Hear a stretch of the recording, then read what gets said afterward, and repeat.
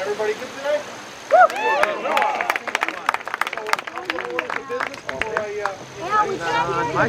How about that? There you go. So first of all, it's an honor to have you all here. Greatly appreciate you showing up and showing your patriotism for these two fine folks here, fine Americans. I want to single out two people before I go too far. One of them is right in front of me here. His name is Bill Hebden. Next year we celebrate the 50th anniversary of the end of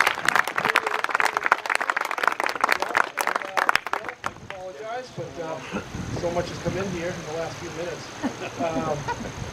Bill joined the Marine Corps in 1952, became a weapons specialist. As a weapons specialist, he was sent to the Naval Academy in Annapolis. He was an instructor for midshipmen. While there, which he considered plus duty, he put in for transfer at his own request to go serve in Korea. As psychology back then, as he has written, the Marines, they needed to be where the action was. 3 months later, he transferred to Camp Pendleton, California, boarded the USS Talladega in San Diego with about 15 to 20 other ships. 3,200 Marines went and did what they had to do in Korea. Thank you, Bill. We also have Bob Smith here. Bob served in World War II. PFC Bob Smith grew up in Wilmington, Mass. During WW2, his heroes were the troops fighting in the war. And simply because of that, at the age of 16, he tried to enter the military, so one of his heroes could come home. Thank you, Bob. On his 17th birthday, with his father's consent, he visited the recruiter and enlisted in the U.S. Army Corps. He was put to train for boot camp same day. He served in Special Communications Pacific Theater. The war was over, he served in Japan. Occupation alongside General Douglas MacArthur.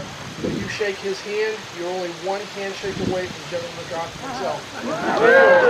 So I am going to just a few words, and then we ask Bill and Bob to lead us in the Pledge of Allegiance. Then we're going to hand it over to Hillsborough County Chair Chris Ager. We do have a few distinguished guests here. I just mentioned Chris. We have Senator Kevin Avard, who's running for re-election. Right, Kevin.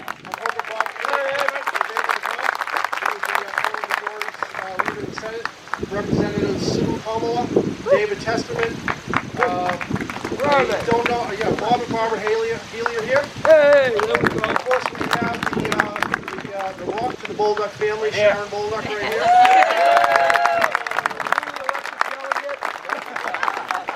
Candidate Colton Skarupa, who won his primary.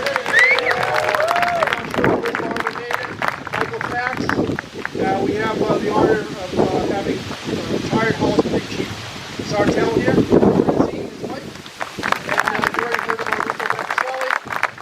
Real quick, if we could just have the veterans to stand up so we can give our respect to you. All right. Woo! Awesome! I'll make your way up here just so that you can take it over as soon as So ladies and gentlemen, have a minute, have a second here, please stand and rise for the national anthem. And Bob Smith and Bill Hebden are going to lead us in it. So I think now is a good time to hand it over. Thank you, everybody.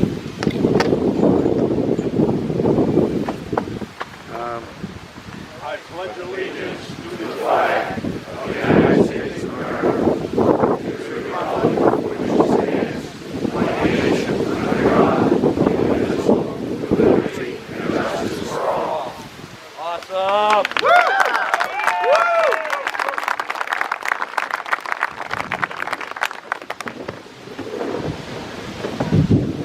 Okay, thank you.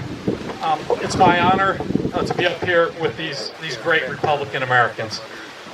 I'd like to introduce a strong Republican. And just think, the name of the book she wrote is "Can't is Not an Option."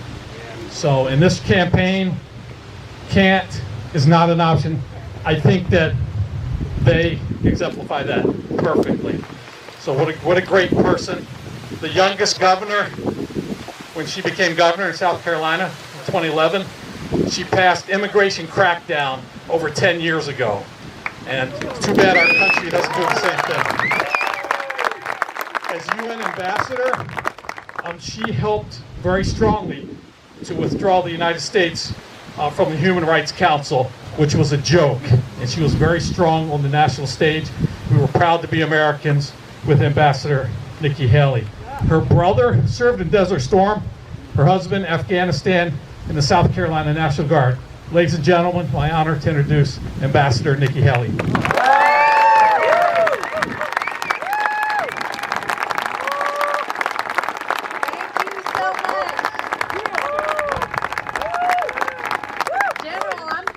I'm not in South Carolina anymore. It's cold. Look, I left 85-degree weather, but I left here for a good reason. You know, Chris said that my husband, he deployed to Afghanistan, and when he did, he left me as a single mom governor, and we're still married. That says a lot. But more than that, think about it. When he was in the military, in the South Carolina National Guard, I was his commander. I would remind him of that often, and he just was not amused at all.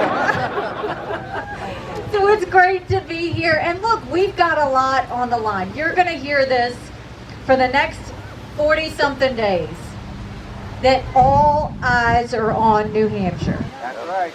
The Senate majority is through New Hampshire, and it matters. We are all over the country, and so many families are telling us the same thing. It costs more to go to the gas station, and that's how they get to work. It costs more at the grocery store, and that's how they feed their families. Their utility prices have gone up. Do you know why? Because Maggie Hassan and Joe Biden turned around and cut off all of our energy independence that we had. You look at the fact that 1 in 6 Americans can't afford their utility bills. 30% of Americans have gone into their savings accounts. The average American family is spending $6,000 more this year than they spent last year. Now let me tell you, when Michael and I were raising our kids, if we had to spend $6,000 more a year, do you know where we got that from? A credit card. That's what's happening to middle America, and interest rates are going up. We are $30 trillion in debt. America is now borrowing money to make our interest payments. You don't run your household like that. You don't run your businesses like that. But that's how America's running. And what does Maggie Hassan and Joe Biden do? They raise your taxes. They think you can spend more. They think they can raise your taxes, hire 87,000 IRS agents to raise money from you so that people can get electric cars. That's what we're seeing. But you want to know how else Maggie Hassan and Joe Biden spent your money? They spent $12 million on a baseball stadium in New York.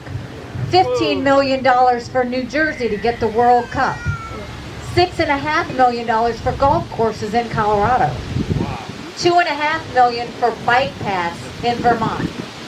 You want to know what else Maggie Hassan spent your money on? $463,000 for pigeons to learn how to play slot machines. That's a true story. She doesn't value tax dollars. But this will make you more mad. $1 billion with a B in federal stimulus payments to inmates. $20 billion to illegal immigrants. There's no respect for a taxpayer dollar. That's why we got to make sure General Bolduc shows up, because he understands the value of the dollar and he knows how to spend their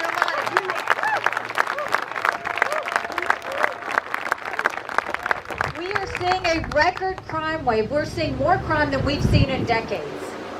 And what you've seen is Maggie Hassan, the Democrats, and Joe Biden thought it was all well and good to say to defund the police. Well, now look where they've gotten us.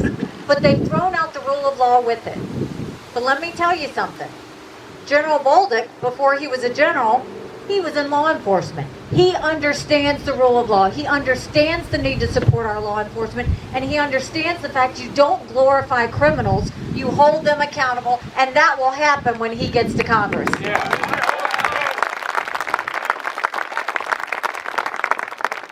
And what about what's happening at the border? Do you know we've had enough illegal immigrants cross the border since Biden's been in office that would create the third largest city in America? Think about that. The idea that we had enough fentanyl cross the border just in July that would kill every single American. Now, I've got to tell you this. I am the daughter of Indian immigrants. They came here legally. They put in the time. They put in the price. They are offended by what's happening on the border. And you will find most legal immigrants are more patriotic than most liberal extremists these days. They don't understand the importance of what a secure border will do. They don't understand that the Iranian terrorists know the easiest way to get to us is through the southern border, and they're just waiting for something bad to happen. General Bolduc has said, forget the 87,000 IRS agents. He wants to see agents back on the border so that we can secure it and stop this flow.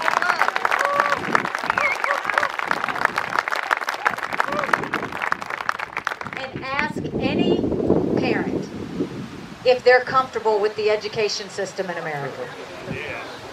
Now, the liberals will say it was fine until COVID. We had a problem with education before COVID. Did you know in America, 65% of fourth graders were not proficient in reading in America? Pre-COVID. Pre-COVID, 66% of eighth graders were not proficient in reading or math. Now you go and you add COVID, and you go to a place like rural South Carolina, where I was born and raised, and you've got a kid, and he's using a screen he's never used before, working off a hotspot on a school bus down the street. Now think that he's in third grade. What's he learning? Reading, fractions, history. Who's going to tell his parents that they have to hold him back? But you know what Democrats are saying? Democrats are saying not only are they not going to tell them to hold him back, they're not even going to allow parents to decide which schools they should be able to go into. You think we've got labor problems now? Wait until 5 years from now. Because if a child can't read by third grade, they're 4 times less likely to graduate high school. That's what's happening in America. So we've got a lot of issues.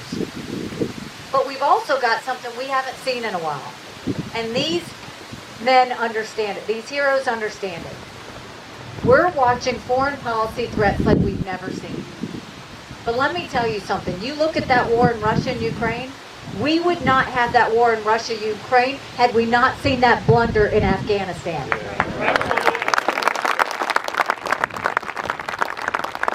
I told you my husband served in Afghanistan, and let me tell you, the idea that America would leave Bagram Air Force Base in the middle of the night without telling our allies who stood shoulder to shoulder with us for decades because we asked them to be there.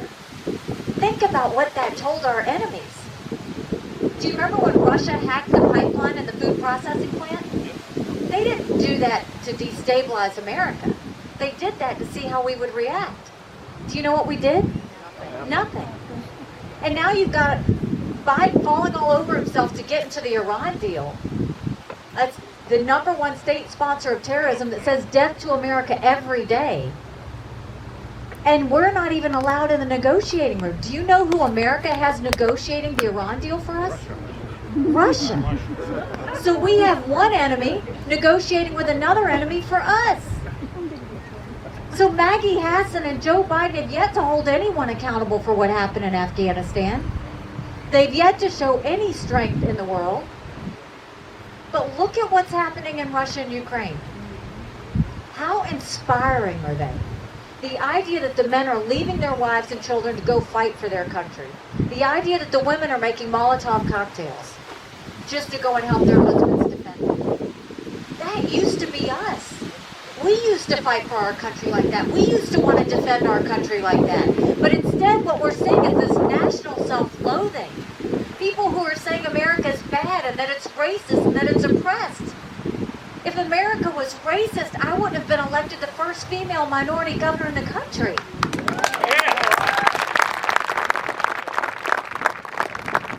America deserves our love. And our kids need to know how blessed we are. You know, we just commemorated 9/11. And I want you to take a second and remember what you felt on September 10th, 2001. Do you remember that? Because we thought we were invincible. Life was happy. Things were simple. Now I want you to think about what you felt and where you were on September 11th, 2001. Do you remember that? That hurt. It was a kick in the gut. It was a brutal reality that evil existed in the world. And we saw for the first time that we were vulnerable. Now I want you to remember September 12th, 2001. Do you remember that? We were mad. We wanted to hold the enemies to account. But we didn't talk about political party. We didn't talk about race. We didn't talk about gender. We talked about being Americans. And we were determined to love each other and grow our country stronger than it had ever been. That's where we have to go. That's how we have to recover from all of this. Sometimes you have to hit rock bottom to know where up is. We're there. Now we've got to do the hard work to get there. And let me tell you, we have a great American hero to lead the charge. You look at General Bolduc. He went to Afghanistan 10 times. He fought for you. He sacrificed for you. He already knows what it means to love this country. He's proven it all his life.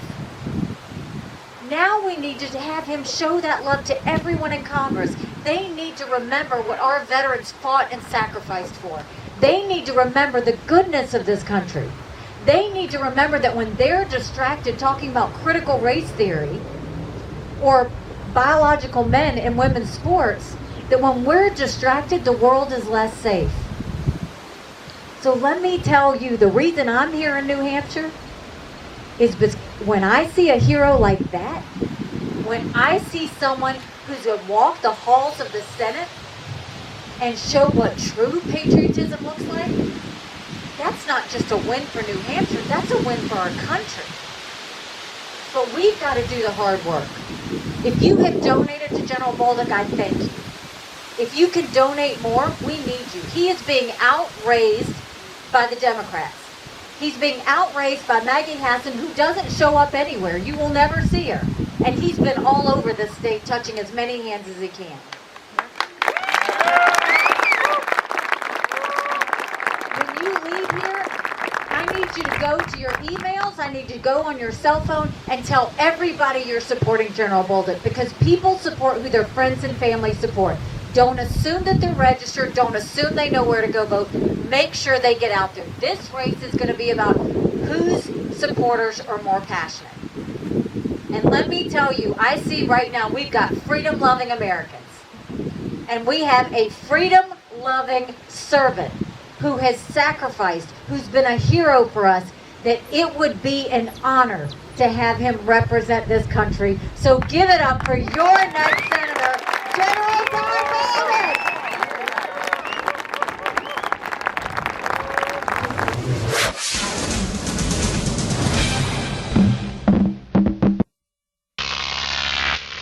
Crop TV.